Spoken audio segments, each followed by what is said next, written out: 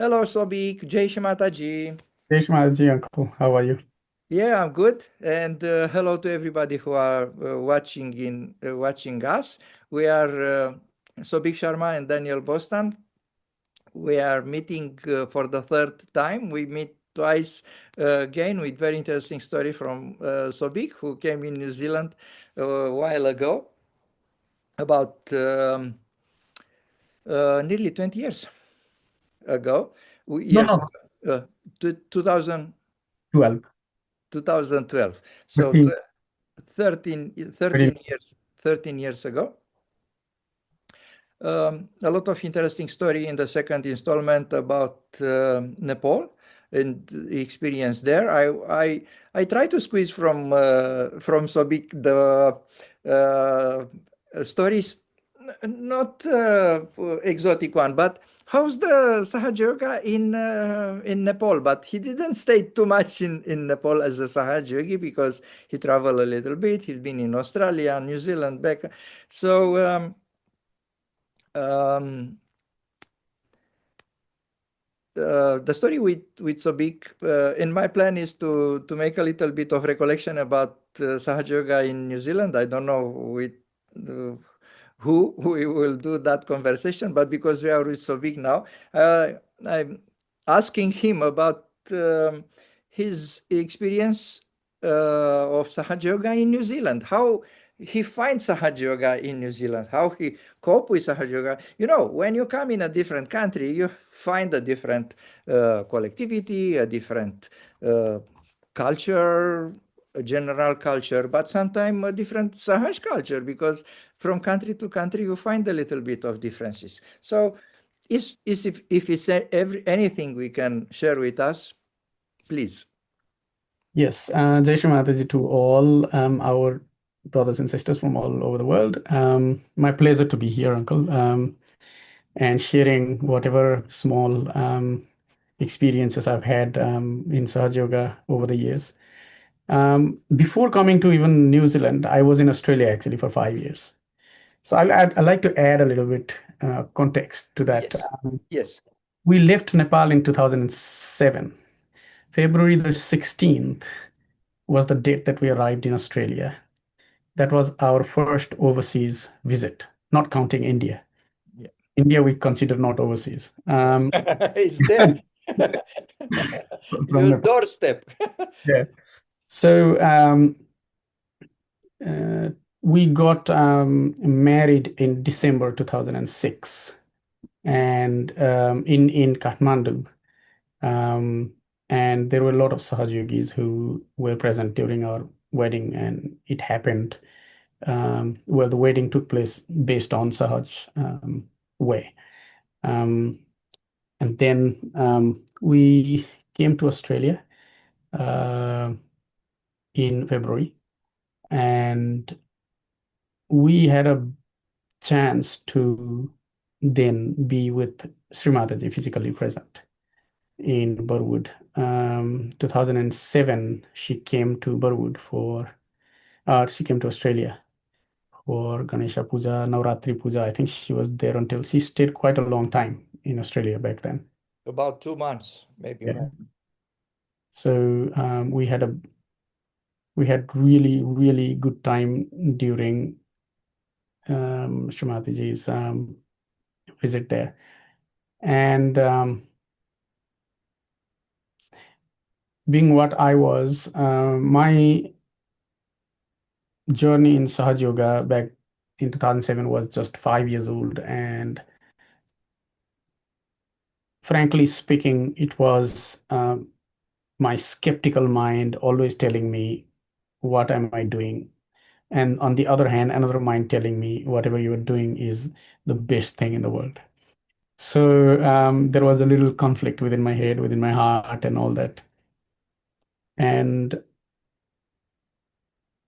one day, you can see that video in YouTube as well. So Shri Mataji talking about Swadhisthana Chakra on the sixth night of Navratri from Burwood Ashram, and she's joking with everybody and all. And I think she spoke after a long, long time um, back then in during that stay in Australia. So we were sitting in Burwood Ashram and singing, and somebody was dancing, and Srimataji was just sitting up the stage on a chair on a sofa. I was like 3 meters away, maybe, from Srimataji, and my experience was that I forgot all the conflict that was happening in my head, and I just saw Srimataji as a mother, and all the apprehension that I had. I don't know what apprehensions I had, but I had some in my heart. I don't know. They disappeared, and I was so comfortably placed there. I was just laughing and singing and just cherishing the moment with Srimataji. Who knew, that after that we never got that chance with Srimataji. Um, and I remember singing, oh God, um, the bhajan. It's so popular bhajan, and I can't remember the name of the bhajan. Sri Jagadambe Ai, Sri Jagadambe Ai, Yeah. in front of Srimataji, yeah. And we were like, we were singing, and it was so nice. But also at the same time, I was student in Australia. I was pursuing my master's degree, and I was doing all kind of student work. I was delivering pizzas, cleaning in the airport, and um, doing all those part-time jobs. My wife Sukriti was also doing the same and everything. And so we had to first thing that we thought about when we came to Australia was one thing that we will do is we'll never miss Sahaj Collective. But when we started our jobs, we had Saturday shifts and we could not attend the collective, and that was the Maya. So after about a month, I mustered the courage at work and I just said that, I can't work on Saturday nights. So just leave me alone on Saturday night. Don't call me. Saturday nights used to be one of the busiest nights. And they were like, oh, what are you saying? And this and that. But I said, that's one night. Please don't call me. So they agreed. And from that day onwards, we were regular in Sydney Collective and all. Uh, Now, cultural difference that I felt from Nepal to Sydney. All right. In Nepal, how it works is when you have new people coming in, we do not have new people's program as such. Mm-hmm. We have our Saturday collective, Mm-hmm. and people just turn up. Yeah. New, old, doesn't matter. They just sit down there and, we go through all meditation, bhajans, talk, Shrimataji's talk, aarti, and everything. And you have Shrimataji's photograph there as usual, how we have. And in the end of the program or at the end of the program, they just say, whoever is new, please come forward, to take your self-realization. So they go through the self-realization and all, and that's how it works. Okay.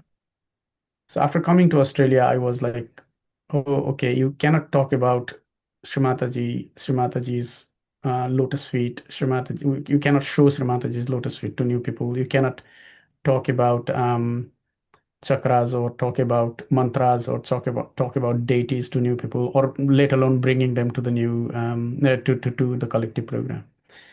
And in that during that time, I don't know, it was few weeks into Australia. So I had made a new friend at the uni, and I talked about Sahaj Yoga to them, and I invited them to come to Burwood straight away, because I thought that's how it worked. I didn't know. And I I brought them in, and they sat down, and I don't know what they felt. They didn't feel. They didn't feel. I have no idea, right? But I was told. I remember it was Nitin Bhaiya. Uh, he told me that this is not how it works in Australia. You have to bring them to the new people program, and then only after some time when they recognize Mataji enough. That's the process anyway. And I got really angry at him actually. Forgive me, Nitin Bhaiya, for doing that. I mean, I didn't say anything or anything like that, but I thought, oh, what kind of a person is this? We have new people are coming and he's saying, don't bring them. But that's how it works here. So that's how it is. Like, so after a while, I understood what it was, and then I accepted it. Um, the ease of how collective presented themselves in front of Srimataji was also a little bit of a shock to me, in a way that kids were allowed to talk and jump and move and cry and whatever. They were allowed in the front of the collective, just in front of Srimataji's altar, to play with their things and stuff like that. And in Nepal, it is you are basically not allowed. It is very strict. Yeah. Children, Yeah. put them in the bag. Only bring them when you offer the water or flour. Then you take them back. They should not be making noise. They should not Yeah. be disturbing the collective and all. But then I slowly started to be able to meditate even with what was regarded as a disturbance back in collective and back home. So Allowed me, yeah. if I may, just I promise we will start from where you stop it now, where I stop it, and please excuse me, but I have to make a little bit of amend here. You said that was disturbing, which is true. Sometimes the disturbance is because of them, sometimes it's because of us, sometimes because of both. But it's not about the disturbing us. It's about the protocol. It's about doing right for Shimataji and for deity. That's my main problem with the children and with this disturbing. It's not about that I don't meditate well or I don't do the puja or distract my attention. If someone distract my attention, it's obviously my fault. Not Yes. the children, not the mother of the children, but the mother of the children should be aware that doing that, she break the protocol. That's my problem with this stuff. So Okay. Thank you, Uncle. With due respect and humble I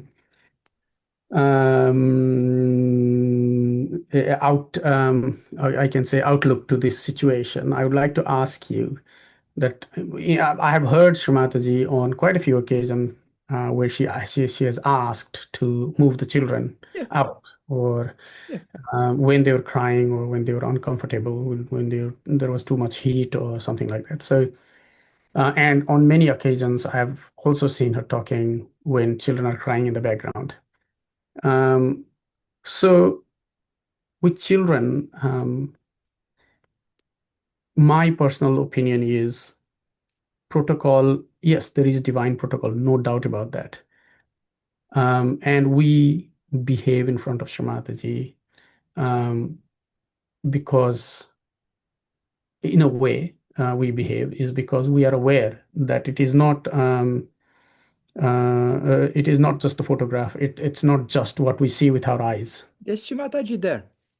So there is Srimataji Yeah, there present, right? yeah, Um, but not only in the photo. So that's what I think. It not only in the photograph. We, as a human being, have tendency to look at the things that we can observe, we can bear, and we can assimilate in our brain.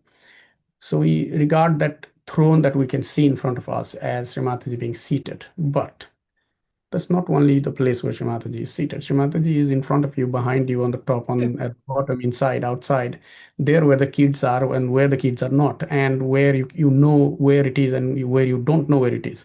yes, She's there everywhere. yes, So maintaining the protocol is only during the puja, or outside the puja, or when you are walking on the road, or when you are driving the car. When will you maintain the protocol? When you know that timeless um, aspect of Srimataji is always there.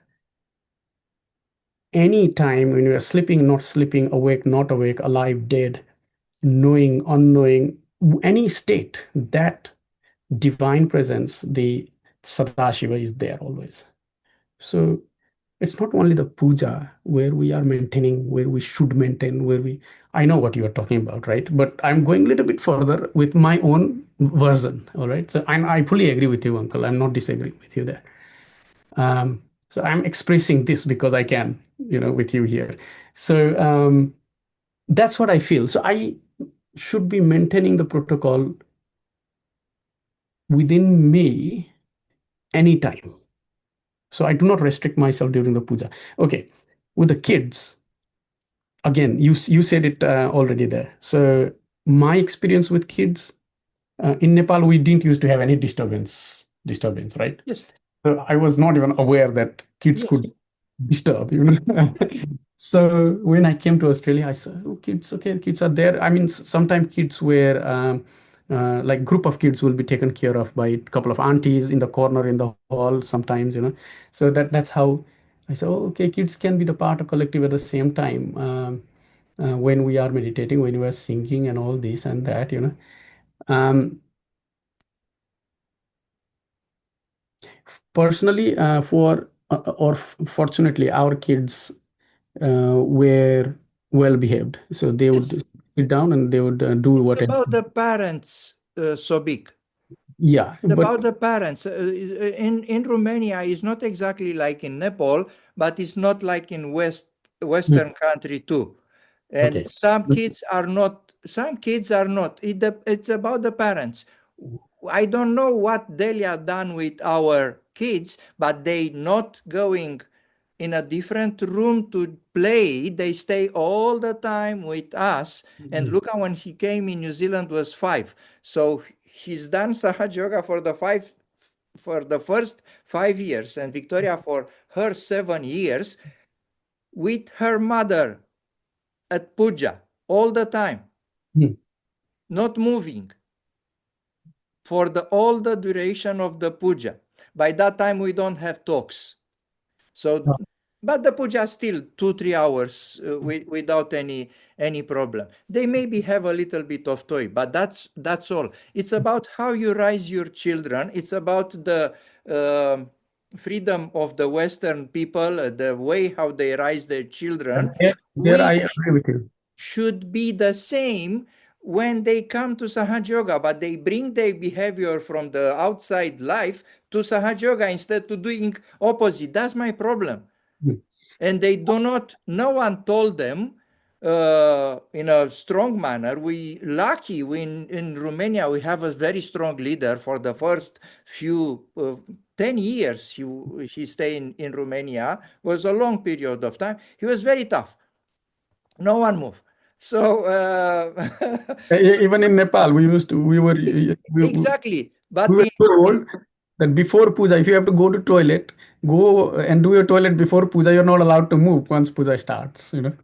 That was how it was. but again, I I I understand you, Sobik. Shimataji is everywhere, Mm. but we are not able to do the protocol to Shimataji 24/7, 365. My question is why not, uncle? Uh, because we are talking now and we are not thinking to Shimataji, for example, because we are sleeping, because we are eating, because we are not doing in the very every second the same protocol. Puja is something special, meditation is something special, and at least there try to behave. It's about the behavior Mhm. better than protocol.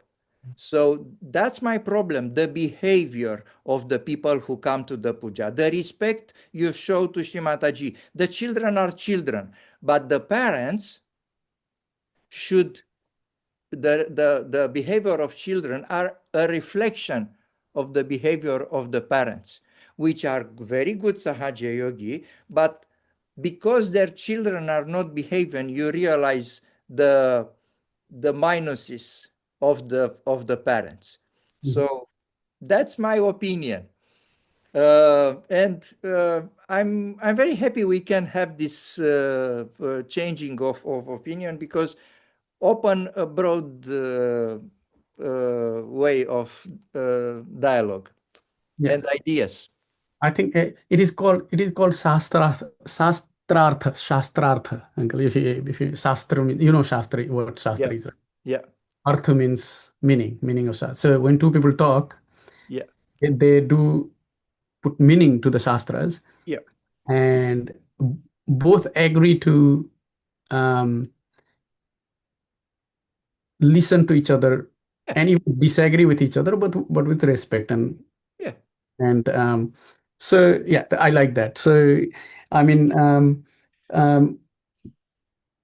the point that you have raised is very valid, and I understand that. So when actually when I see even my kids, when I see them after the, say for example, after Aarti, just vanishing away and not even meditating for a while, it annoys me actually to see that. Nothing you can do. But the thing is, it's not that we don't tell them. We tell them, okay, this is the time you meditate, right? So after Aarti, you have to sit down and meditate. But kids being kids, but then also we need to understand in a way that children are much better, are in much balanced state, much better state, up to certain age, of course, Yeah, um, than us. So um, rather than so yeah, there is a very fine line, uncle, exactly. Yes, pushing them, and I know. then yeah, allowing them to do whatever they want to do. A very fine line. So Yeah, yeah, so I think that's where we can agree yeah. about it. But my the thinking is, it comes from the idea for me, while introspecting, while meditating. Um, I was even talking to a friend just a while ago, and we're talking about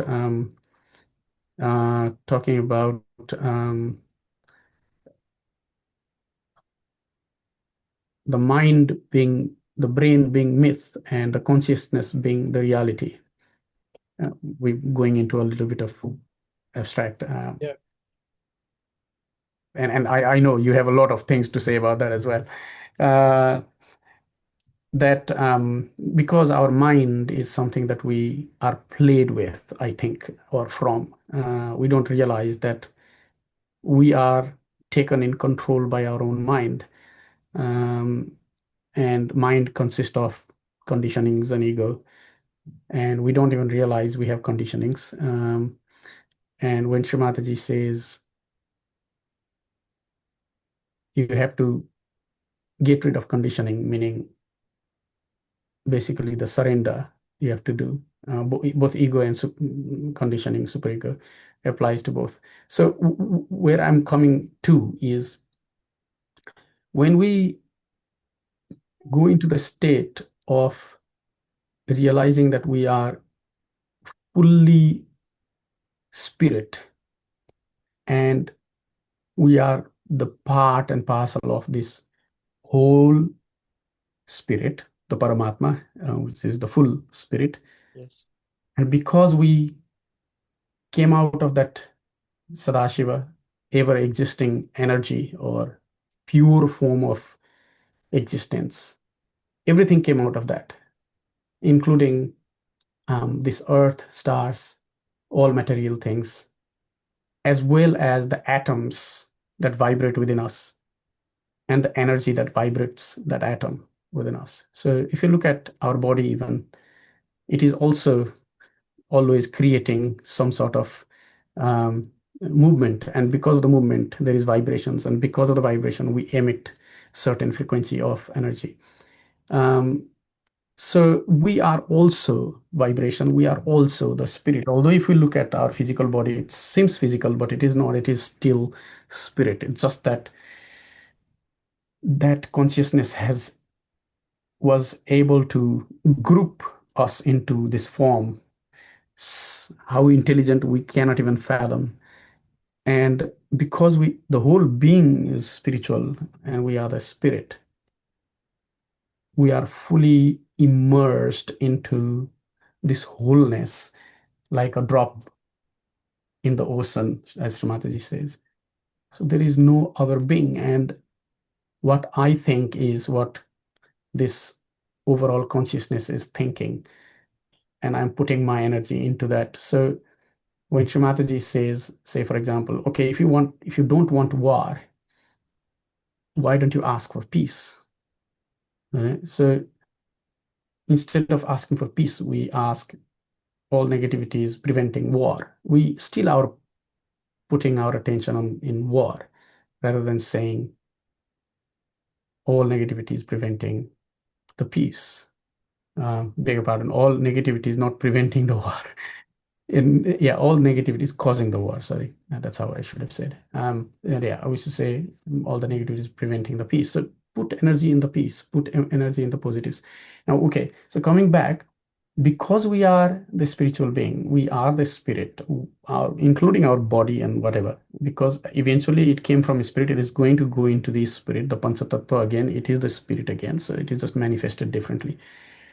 We are fully connected. That's what I think. And when that happens, when I am the whole, then how can you so this protocol thing comes when you are separating yourself from itself. But when you are that, there is no protocol. Yes, I mean, I understand what you term as a protocol, but what I see as a protocol is my behavior, my uh, presence, my actions, my thoughts are all assimilated into it. So I'm automatically that already. So I don't think about maintaining the protocol. I just am there enjoying that connection rather and having the bliss. I don't know, I don't know how I explained it, my understanding, but um, that's what I think. So, and also the when talking about protocols, now we have come to that area. When we offer a flower to Shri Mataji, I have seen people going, bowing to Shri Mataji, taking a flower, putting onto Shri Mataji's feet, bowing again, come back. Many people do that, most of the people. And also some people would do that. Take a flower in their hand, first of all, put the flower in their head, then put it into Shri Mataji's lotus feet. Some people do this. Some people put flower on Sri Ganesha's statue. Some people put flower on Shri Mataji's sandals. Some people put on Shri Mataji's lotus feet. So if we begin to define protocol there, you know, I don't know how you will define and correct people, but when it is coming from the heart and it is not adharmic, I would think that it is within the protocol, Absolutely. right? So Absolutely. if you are doing something that is adharmic and you know about it, then you are breaking the protocol. Absolutely. Whether you do it inside Sahaja Yoga or outside. Absolutely. I mean, inside uh, an event like a puja, Mm. because outside Sahaja Yoga are non-Sahaja Yogis. So we are talking about Sahaja Yogis who And are trying to have gods in their hearts all the time. That's the basic. What yes. in translation of everything you you said. Uh, it's not about that. So I'm not judging the protocol according to the small gesture Mm, someone doing in front of Shimataji, mm, because I don't know what are in their hearts. mm, And mm, I assume if they already to the puja and they are in front of Shrimataji, they they have God in their hearts. That's mm, all. yes. Where they are putting the flowers, what are the gesture is their business. Is not my business. But as long as I am part of the collective and Mm. someone are not behaving, and the major one is talking, or sometime we are human, we are going to the little room. Sometime I find myself that I want to drink water, which you shouldn't. If you are okay, you don't need to go to the toilet. I mean, I heard stories about people who are were around Shimataji for more than 12 hours without going to the little room. My wife, Delia, included. So when Shimataji come in Romania, she have the honor to be close to Shimataji with other girls, ladies who take care of Shimataji, 4 or 5 girls. She, from morning to evening, she never go to another little room. Okay. So, uh, yeah, I But don't anyway, I don't want to bring into discussion the uh, hypocrisy, yeah, but I assume, according to the behavior, that some people are just coming uh, in the some collective I happens to be, including Romania in the first years, coming like to a club. That's oh, my impression. If I'm wrong, I will be judged about my judgment, the wrong judgment. But yeah, that was my impression. So again, maybe it's his business. Maybe I said, but in a way, we are a collective, and that's exactly like outside of Sahaja Yoga with um, um, the wrong behavior, who said, in Western society, you can do everything you want in your house as long as you don't affect the community, yeah. and that's a big mantra for the progressive people, especially with gays and stuff like that, which is completely wrong because they are not realizing that what they are doing in their home, slowly, slowly, on the moral side, on the vibration side, but they don't believe in that, affect the whole society. That's exactly in Sahaja Yoga as well.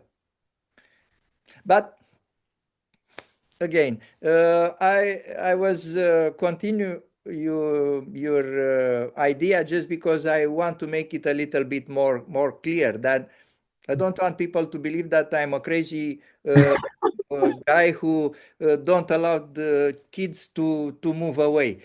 I hope that I make my point. Yeah, yeah. No, no, I understand, Uncle. Yeah, I'm not completely opposite of what you're saying. I'm just saying that yeah, maybe, the pedestal where I think from is completely different from where you think from. And so that's why we have difference of opinion. yeah, But but my thinking is if you are fully connected and immersed into the whole, then protocol should not be an issue because you are automatically doing it. That's what I'm saying. So you don't do any kind of awkward thing or things that would actually be out of protocol. That's what I'm saying. yeah. So yeah, okay. So apart from that, we then okay. I was in Australia, so we got married in front of Sharmataji in September, and that was, I think, one of the biggest blessings we got from the divine that a very few people are fortunate of during Sharmataji's time on this earth. So we got remarried, you can say, and that was we cherished that as well, and we got chance to go to the stage to bring a gift from Nepal. to Shumataji as well. And Shumataji said, "Oh, why did you have to bring such an expensive gift?" We're talking about, oh, Shumataji. We couldn't say anything, like, oh no, Shumataji. And we couldn't explain anything. We were just smiling and, like, and she was talking very normally. And yeah, we got a photo of that from our, well, somebody took the photo. It is showing our back, and Shumataji is there. We are just down there with You should bring the photo talking to to share it. Shumataji. You Yeah. should bring the photo to share it here. Okay, uncle. Oh, not now. I don't know where it is. It will be in the album, and I don't know where the album is. So I have to search. Or if I had known, then I would have actually taken it out. But Don't tell to Sukriti you don't know. Where is the photo? yeah, will not. So yeah, that was our and we participated in a lot of self-realization program over in Sydney. We sat down in stalls and sang bhajans through the music, this, that, And on the very first kind of a mini tour we had in New South Wales, we went to a place called Coffs Harbour up north of Sydney. And being students, we could not afford to go. So there were a couple of brothers who helped us. This They said, "Oh, you should come," and this, that, and they actually contributed our fees there. So I never forget that, and uh,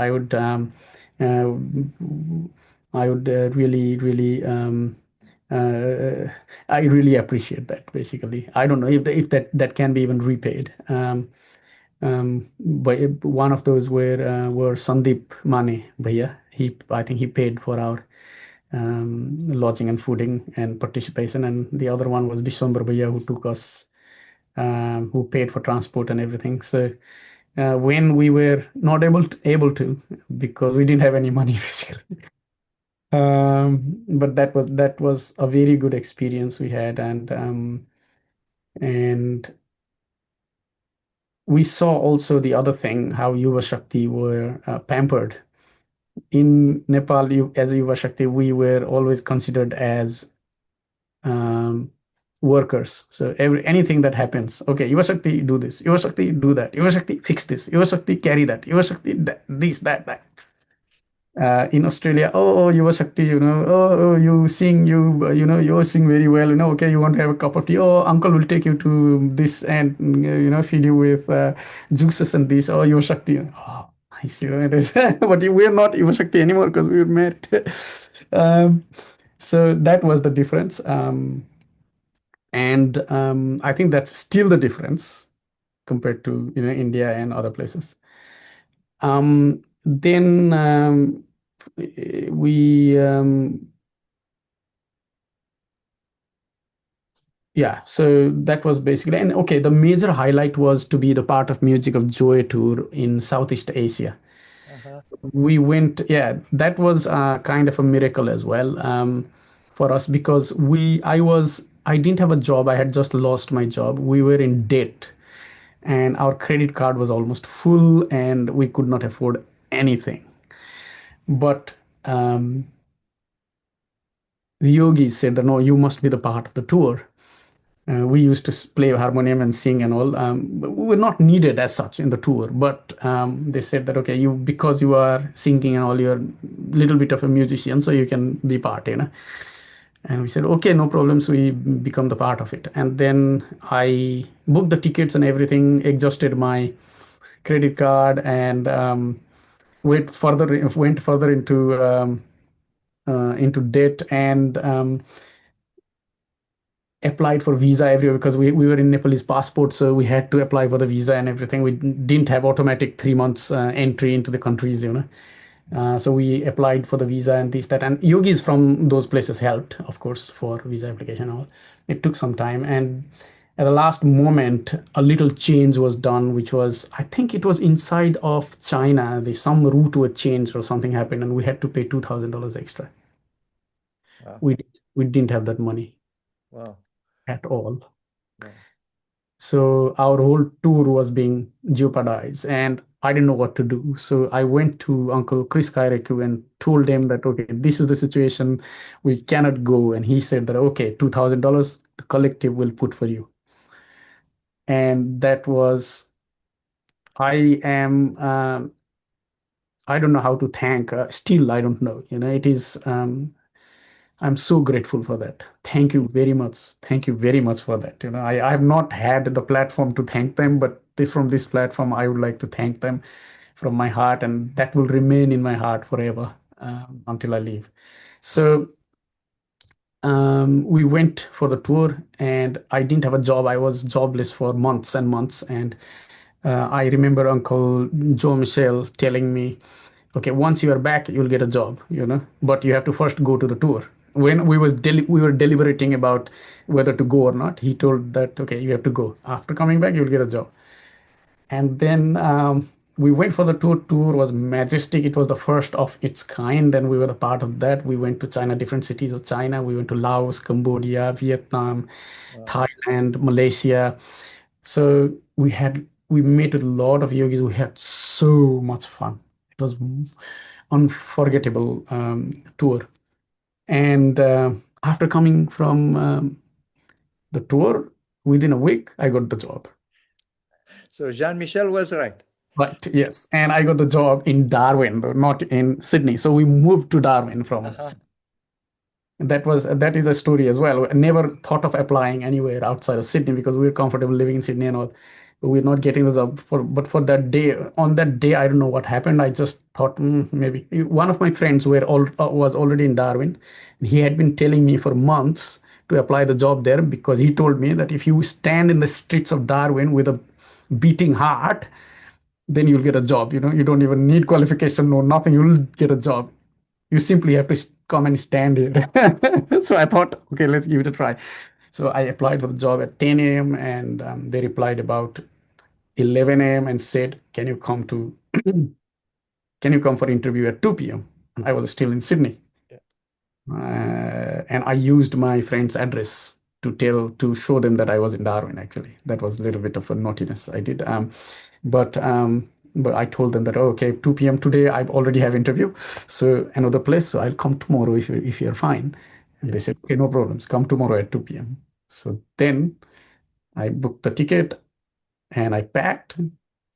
Sukriti was out for about 10-15 minutes to buy a bottle of milk from the shop. And when she came back, I was ready, standing on the staircase. Okay, I'm going to Darwin. And she was like, what? Wow. And we went to Darwin. Got that day, I reached about midnight. And the next day at 10 a.m., I got a call from Sydney. Ah, I had appeared in an interview and role play and everything through the stages with NSW Railways. yeah. 10 a.m. they called me and said, okay, we offer you the job, come back. And no, not come back, sorry. They didn't know I was in Darwin, of course. Yeah. So come on Monday for, Yeah. that was Friday. So come on Monday for the training. Your training will start. So I said, okay, very good. Thank you. I will come.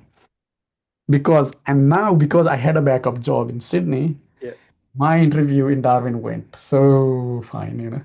So interview finished at 2, job offered at 4. Wow.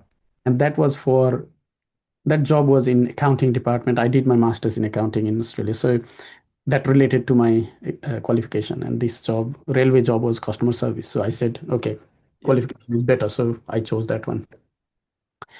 And that job lasted 6 weeks because I got offered another job in the government department as an IT graduate because I had an IT degree as well. So everything paved its way to Yeah. what I am doing now today. Yeah. you know so I am now working for a software company that does accounting software. Accounting experience, accounting degree helped. Yeah. Same time, it's a software industry. The IT degree helped. I do development as well, and I have an MBA as well, so my business administration skills and everything is used nicely. So Srimataji chose this job to come to New Zealand, and I came here to just get trained for 6 months, and the idea was to go back to Sydney and work from there. But that 6 months hasn't finished yet in divine realm, so it's still going on. That's how it is. So that's how I came to New Zealand. And you come to New Zealand and find another bunch of Western people here, because by that time not too many Indians. There are few Indians there, but how was your experience in New Zealand? It was very good, actually. It was very good. We came and lived in ashram. Back then, Uncle Chris and Auntie Julie were living in the ashram as well with Gabriel and Patrick. Patrick. So we had a nice time. Gauri was little, 6 months old. She was not even walking. She was actually lying down. Our mother used to feed her while lying down. That was dangerous. We came to know later on, but that's how she ate and Yeah. she drank and all. Um, yeah, that's in ashram. We lived for um, from February 2012 to October 2014, which is 2 years and a half, I guess. Yes, it is. And during that time, I think it was the most wonderful time we ever had in Sahaja Yoga. All our conditions were broken about food. We used to eat just Nepalese food, rice and dal and curry and this. Ashram, everybody cooked different meals, so we got accustomed to different food and what all kind of conditioning barriers in our head were broken, and we were enjoying that, and we lived with many kind of people as well. I remember the time with Luca from Switzerland and India from Italy. Yeah. Wonderful, wonderful people. We lived with them. We still talk sometime, albeit like between many many months, but we Yeah. still, when we have chance, we talk. And Luca, India is my Rakhi sister as well. And Luca is Rakhi brother to my wife. So we met them in Kabela 2 years ago. Still, Uh, is she still live in Switzerland, or? who? Luca? Yeah. Luca is in London, I think. Ah, okay. Yeah, or Switzerland. No, might have come back to Switzerland. I'm not sure actually. I'm not sure. Okay. Yeah. India is in Italy. She lives in Milan at the moment. And Gauri was small, so that was, and I had the job that I liked. I was loved at job as well, and we bought a house in December 2012, just after coming, just in about 8-10 months. We rented it out. We still continue to live in ashram, and yeah, it was. There are a lot of memories and a lot of fun. I remember telling Uncle Chris after about a month or 6 weeks into New Zealand. I remember talking about meditation and all, and telling him that, Uncle, actually, my depth in meditation has increased after coming to New Zealand. That was probably because in Darwin, there was no collectivity. We were doing programs and all. We could not attend pujas and everything. But I mean, Srimati looks after us. Srimati looked after us, definitely. Um, but we were missing that collective part. So when we came here, it took us into a different level, and we we we enjoyed thoroughly. It was really good. Being small collective, it was very loving collective for us, actually. All right. Yes, New Zealand collective in the past has had its own problems and stuff. We used to hear that in Sydney, but I didn't know any details, and I didn't want to know any detail about it as well. And we're just looking forward, going forward. So nobody actually. Good thing about it is nobody told us any negative thing about the past in New Zealand, and nobody wanted to talk about it, and we didn't ask either. So I still don't know about any of that, whatever has happened, and I'm happy about that actually, because we've come a long way into what we are now, and yeah, quite happy about it. 2014 October, we moved to our own house. That was because of my fault, actually. A little mistake that I did, in my innocence, you can call it. I brought one of my friends who had just started Sahaja Yoga, just, and asked him to live in ashram. I didn't even ask the trustees or counselors to check the vibrations and all. And that didn't go well. And not because of anybody's fault, but because I think I decided in haste. Yeah. That's what I think, right? Um, I'm gone past it now, but looking back, it was not benevolent for me and neither for my friend, for him to be living in the ashram. But eventually we moved out. He moved out, and he found his own place. We came and moved to our house and everything, and everything settled down and all good. Um, so yeah, after that I got into the council, and sometime we have had tough time as counselors. Have to deal with a lot of situations that you don't want to deal with as a person.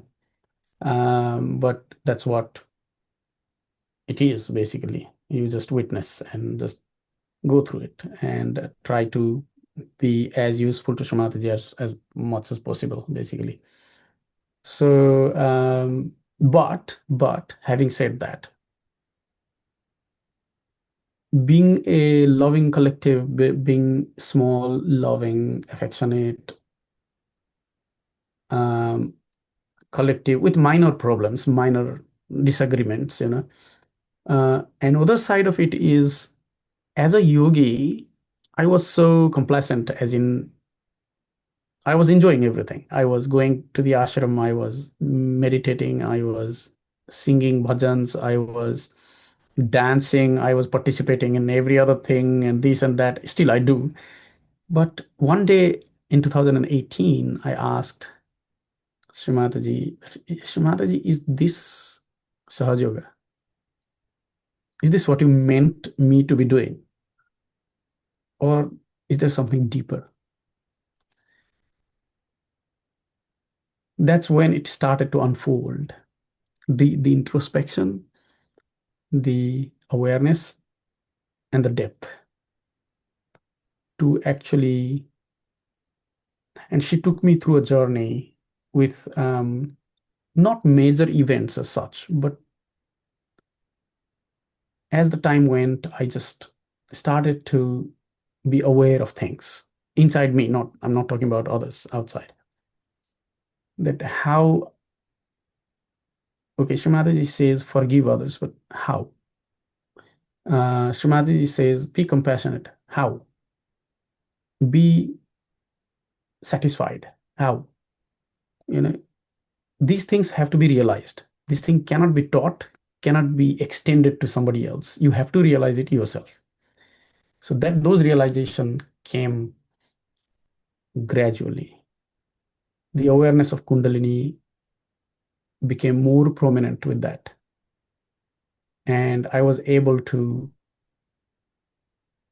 then, I should not say I was able to, my instrument was able to register the vibrations easily and instantaneously.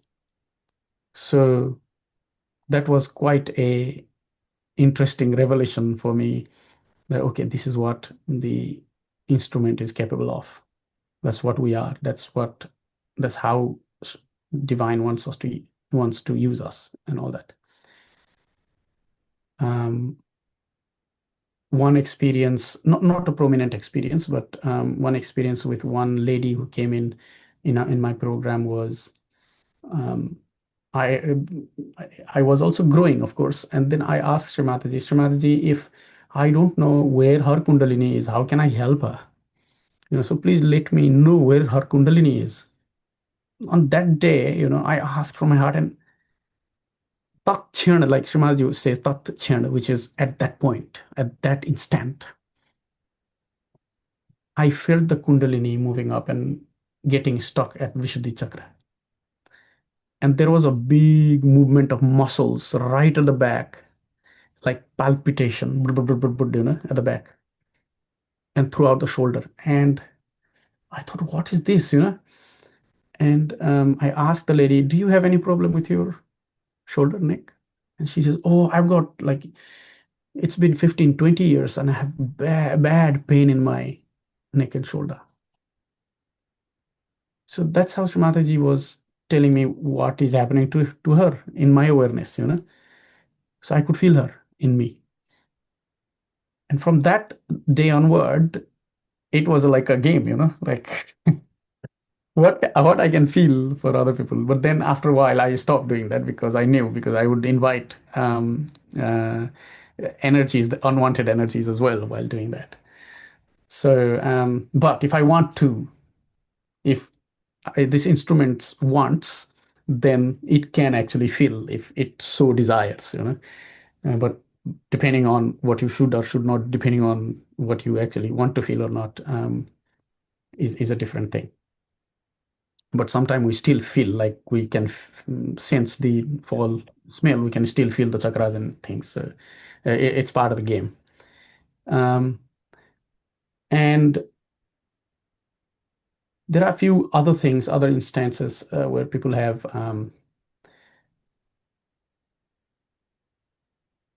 told me like, how, why, how can your attention be so strong?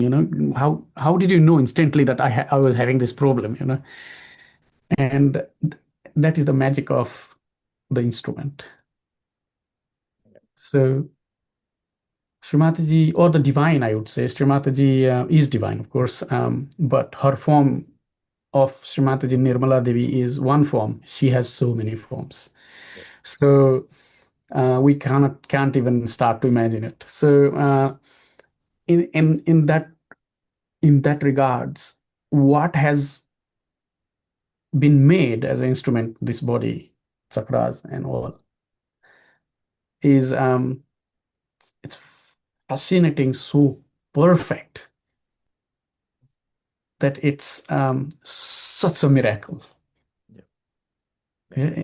For the years and years, I was asking for a miracle, and when you see the mirror and you see yourself, and this is miracle, that's when you realize actually, okay, you are actually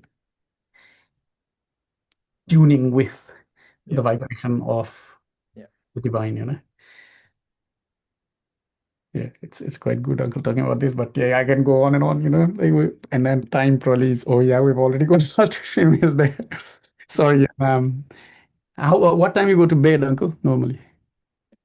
I still have more than 1 hour, Oh, okay. but it's not about me. It's about you who, Keep on talking. if Yeah. you remember two things. First of all, you give me 1 hour for today.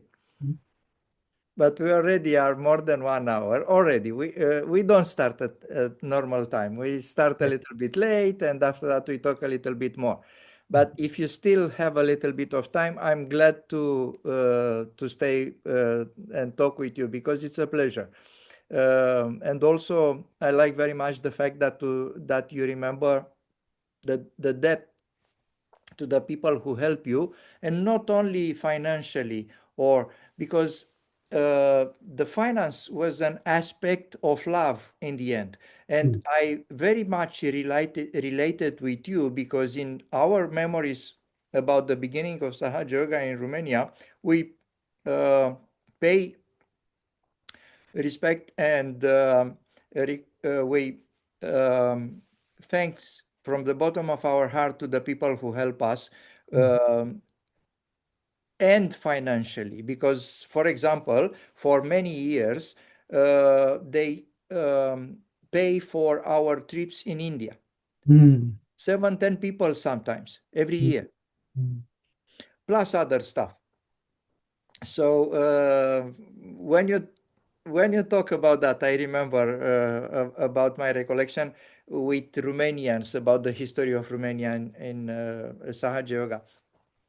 Uh, and it's very nice that you mentioned that, and I hope your message will reach the destination somehow, because it's always nice to talk about the people who help us. And again, not necessarily financially, but the finance was an expression of their care, actually.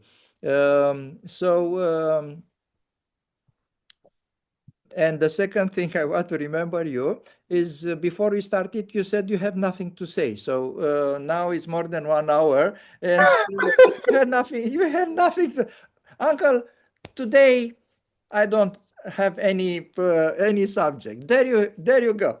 Um, so if you still have a little bit of time, Sobik, I will bring you in a.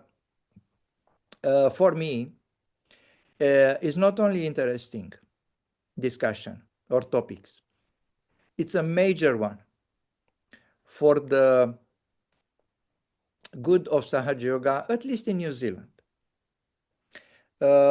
Is not a controversial issue as can look from outside when you talk about what's wrong in one place. To define what's wrong means trying to go further, trying to do good.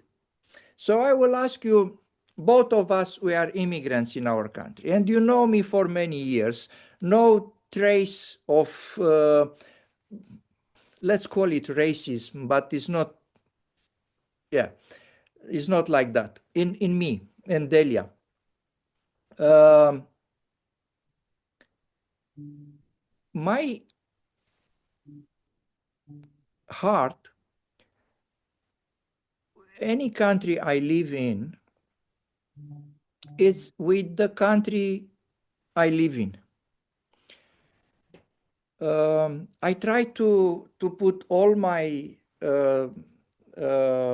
not knowledge, but all my heart, all my best for the the good of this country. In that case, is New Zealand.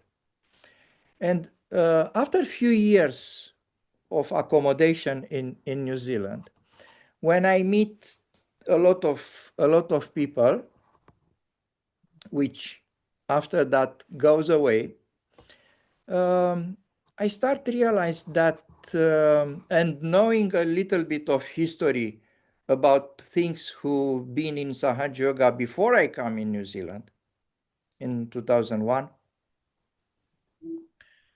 I realized that the spreading of Sahaja Yoga in New Zealand are not going well. My question to you is, do you agree with me? And do you have an answer for, if you agree with me, do you have an answer for that? That why it is not going well? Yes. Why do you say it is not going well? Because are not too many Sahajyogis, are not actually not at all Sahajayogi, are only export one, like Ah, us. yeah. That's what you meant. First of all, you have to, because when I ask this question to people like us, and when I said people like us, means the people who come from a different country in another country. Um, Okay. In last 2 years, I can at least count 4 people.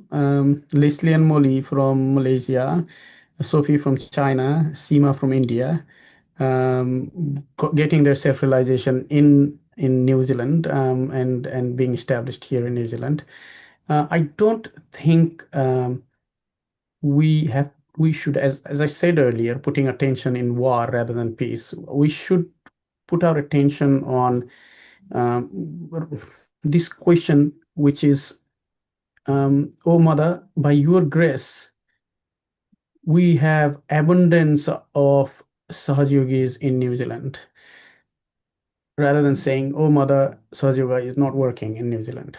yeah, maybe my words are not very well I, I no, choose. no, I understand what you're saying, but what I am now proposing is, yes, if I was let's say a couple of years ago, if you've asked me, I would say, oh yeah, it is not working. You know what, Yeah, all again, my, many my words are maybe not working is not the best way of putting. Let's ask you something else. Do you believe the tomato soups have to be made by tomatoes?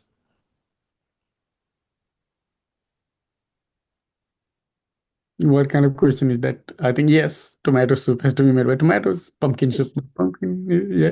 Says So Sahaja Yoga in a country like New Zealand shouldn't be done by the kiwi. no, uncle. I don't know. I don't know. It might be. I might be differing with your view there, um, in a way, because I believe. First of all, yeah, I know. I understand. We have politicized our land. We have got New Zealand, Australia, and 205 countries, and all over the world. You know where I'm coming to, right? So we are not countries. We are this whole world. We are this whole universe. And if, say, for example, your knee is injured, then your brain won't say that, oh, knee, you look after yourself. Brain will send the antibodies or whatever it has to send from heart to the knee, or from leg to the knee, or from finger to the knee. So I don't see any problem with that. If New Zealand needs yogis as a part of the divine plan, divine will manifest them that way or other way. So don't worry about kiwis by kiwis. I don't see a problem there actually. Yes, I would love to have kiwis, no doubt about that. But if divine wants the instruments, then divine will bring the instrument in any form from anywhere to this country. I was bringing that discussion with you because I know you are an open mind, and uh, I'm sure you have no trace of believing that I uh, I don't like the people who are doing Sahaja Yoga here. So it's not about that. I appreciate very much, and I'm sure they bring the antibodies we needed. Yeah. But you cannot live with antibodies. You need the body first. You get my point? Yeah, That's yeah. why I said the soup, tomato soup, have to be made by tomatoes. By that logic, I agree. No To problem. have to heal something, you have to have the something. Yeah. So So, I get my point, and many yeah, people, I understand, so but big, that's also that working, I uncle. can live anywhere. I'm a citizen of the world. I don't care. It's not like that. New Zealand, as any other country, is have his specific, and is not about the culture. It's about the chakra. Yeah, So yeah, the specific of the more than any other country, New Zealand, Australia, India, Nepal have very determined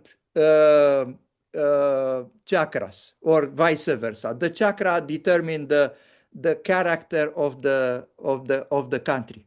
yeah, yeah, If yeah. the people who are living in New Zealand by generation, or in India, or in Nepal, or in Greece, are not the one who are doing Sahaja Yoga, it's something wrong there. So my point is that the people who are living in New Zealand by generation, the so-called Kiwi or Maori, is not about doing a separation between them, are not doing Sahaj Yoga. That's my point. And we,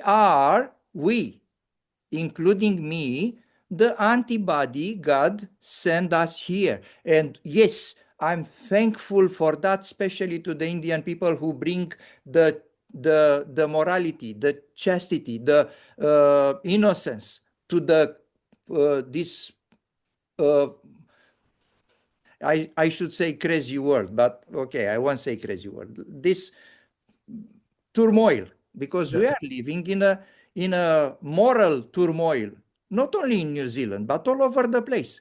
all over the place. Yeah. We are helping keeping afloat Sahaja Yoga in New Zealand, But Sahaja Yoga in New Zealand should be done with our help by the majority of Kiwi. Look, Maori or non-Maori, I don't care. The people who are living here. That's my point. And I know why it's not happening. And I know how to do a little bit to help. And that's why I'm asking. why would, well, okay, disagreement. Why do you think it is not happening, Uncle? It's happening. All right. Now, last year only, we had series of self-realization program in South Island, in North Island, different cities and all. There are about 8 to 10, I would say now, yogis who recognize Shamataji, who were having Havan last weekend, I think last weekend or this weekend in Taupo. It never happened before, right? So in Queenstown, there are a bunch of people who have started. In Whakatane, there are a bunch of people who have started.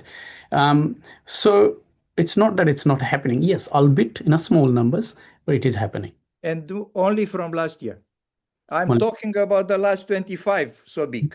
the last. I'm talking about the last 25 since I've been in New Zealand. And in the first five, I just observe, I just accommodate, I try to find the place because it's also what I don't like it. You come in New Zealand and after 2 months or maybe 6 months, you start having opinion. Hello, you have to live for a few years in New Zealand to try to Hmm. accommodate with the culture of New Zealand because we have another thing. We are Sahajoga. We can live anywhere. Yes, it's true.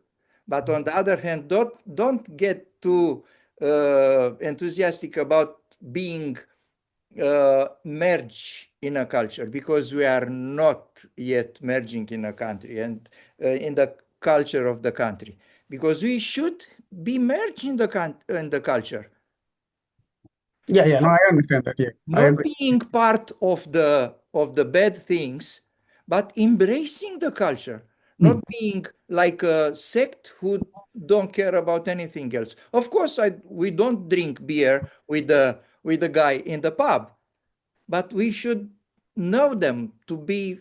Uh, Exactly. Yeah, no, no, I fully agree with that. so that was my point. I need a long explanation to make sure that. So obviously my word was wrong, wrong choice of word when I said it's not working because it's working, but exactly only with antibodies. Only with antibodies. No, no, people are coming, and there have been big improvement since last year. We had a yogi called Rohit from USA, and he started this. He went all over New Zealand and did a lot of programs, and he showed us basically what we can do, and we now know the trick of how we can do it. And because the way we have been advertising, way we have been approaching the public, it was not working basically. So I wouldn't be So, hesitant in saying that. But but with the social media, your approach can be totally different. People actually come to your programs. So um, that way we've been able to, yes, get good number of people who have started their spiritual journey. Um, so the kiwi come, yeah, yeah, yeah. yeah, okay, that's good. So it's not that there are no seekers there. It's not, it's only that we didn't know how to find them. So in New Plymouth, I think they did, or Napier, no, New Plymouth, it was, there were 40 people come in.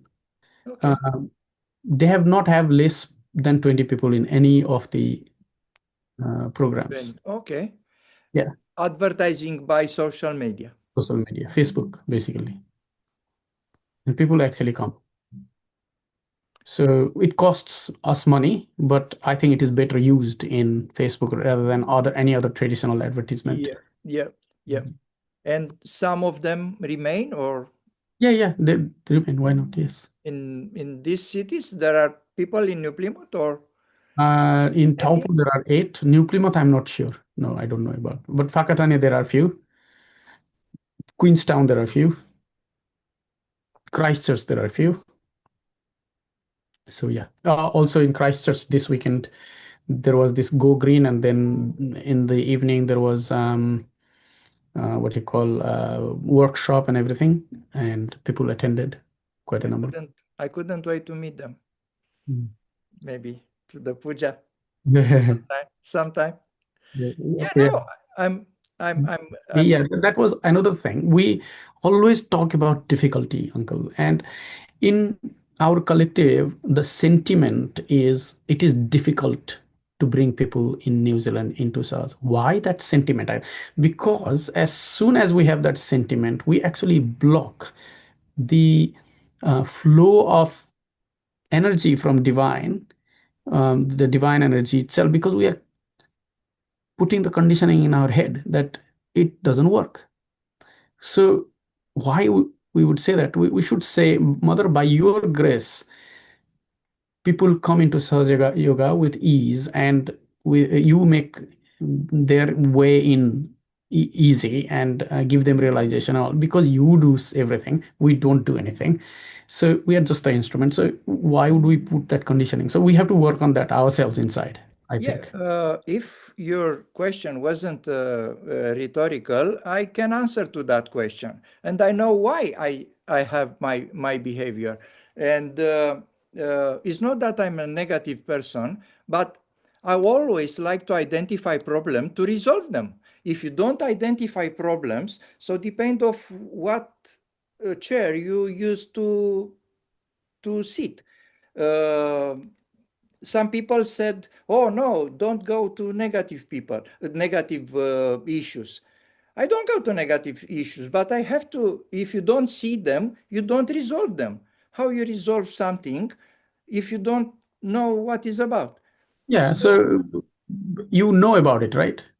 Then stop putting attention all the time no, into I don't put attention on that. I put attention on how to resolve it. exactly. Put Yes, attention on solution yes, now. yes, Now. and I know how to resolve it, and So uh, this is a different thing, Uncle. This is I agree with you. This is a different thing. We're talking about, okay, there is a problem. We resolve this problem. There is a solution. We'll apply that solution, resolve the problem. It's all right. But what I'm talking about is the long-standing conditioning in our head. Sahaj Yoga doesn't work. Sahaj Yoga doesn't work. If you say it like that, like a mantra, everybody in the collective saying that every day in the morning and evening, that will become a mantra because you are a yogi, and whatever you are saying will manifest. yeah. So don't do that. What I'm saying is, Sobik, we start this discussion with the desire, or I start this discussion with the desire to know your opinion and to know what to do about that, not to put attention on something wrong.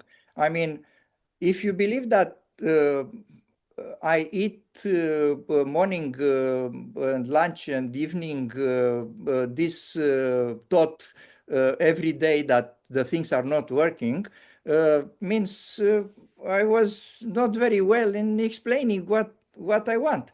Uh, I didn't mean to say that you were doing that, Uncle. I'm saying but about I don't want to induce that thought in the collective. no, But yeah, but that the is the fact, problem. okay, what you told me, what's happening, and I knew what's happened in that tour. I know about that tour. Uh, And including me.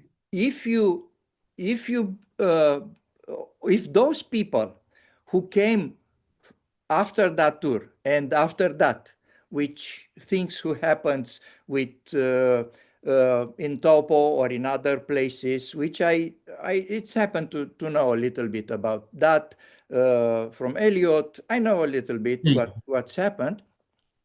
If and will happen again in November, I know about that. So I will be very glad to acknowledge that that way of changing the approach, it's working, and I'm looking for few, not tens of kiwi to come in collective in different places, and hopefully in Auckland too. yeah, two that's our million desire too. 2 million people in Auckland, probably 40 something Sahaja yogis in Auckland. That I'm right Probably, yeah. about that. So I'm hoping next time when I come to Puja next year to see, I don't know, not 10 people, but at least three, four Kiwi. That's the problem. If it's happened, I will be very glad. But my uh, understanding is the fact that the people are not interested in spirituality, not only in New Zealand, but we are living here in all Western countries. In France, it's even worse, and many other countries. They're not interested in spirituality. That's the bottom line. And they are going to thousands of other stuff. And to change that is our job, to change the vibration of the place. That's the that's why basically I start these discussions, hopefully that Yeah, you agree. can see that truth. Yeah, yeah, yeah. So how you change the vibration? There are tens of ways to change the vibration in a place, and the many people are there, the many sahajogi are in a place, the more chances are to do that. So that's my approach to that question. Yeah, So I agree. uh, we going a little bit like that. I think that's fine because that's how it is, Like we listen, we talk, we listen, we Yeah, talk, and it's yeah, okay. yeah. No So problem. All right. So it was a nice session actually. I ended up like I thought I would not be able to talk for 15 minutes, but it happened like it's almost 1.5 hours now. it's not the first time when I said we know where to start with a discussion, but we don't know where we reach it. And Yeah, it's happened again with you. It's happened with me all the time with other people. yeah. And a little bit become a mantra. This one. We know where to start, but we don't know where we where we end it. Hopefully, our discussion was pleasant enough. Not necessarily for us, but it's good for us to feel good as well. But It was pleasant for me, Uncle. for the people who are watching us, Yeah, it's not that we look, we have opinions, we have different experiences, we are at a different level of vibrations as well, because your journey has been different and to a different depth. My journey has been different depth. So we talk according to where we stand, yeah, and there will be differences of opinions. If we started talking about spirituality and chakras and Sahaja Yoga with somebody who has just come into Sahaja Yoga, probably we would be talking, whatever we talk may not make any sense to him or her, yeah, absolutely, or they might be, like already so evolved, they just needed a spark for the kundalini to go up. yeah, We probably wouldn't be understanding what they are talking about because they will talk completely different, surrender and everything. So, absolutely. so I don't see problem in that. We talk, we listen, we disagree, we agree. So what's the problem in that? Okay. Anyway, thank you very much for everything you told me and us. Was a pleasure talking with you, and maybe some other time we will meet again. We don't know. Again, Yes, we know yes. where to start. It would be pleasure. Yeah, we can. Yeah, always. Thank you so much. Thank you, Sobik. Jai Shri Mataji.